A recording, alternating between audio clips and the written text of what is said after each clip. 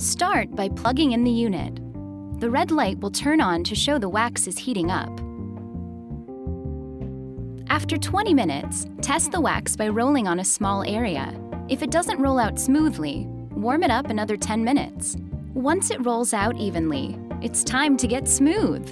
Roll the wax onto clean, dry skin in the direction of hair growth. Immediately smooth strips over the wax in the direction of hair growth. Pull your skin tight, grip the end of the strip, and pull it back quickly against the direction of hair growth. For the bikini area, it's easier to wax in small sections.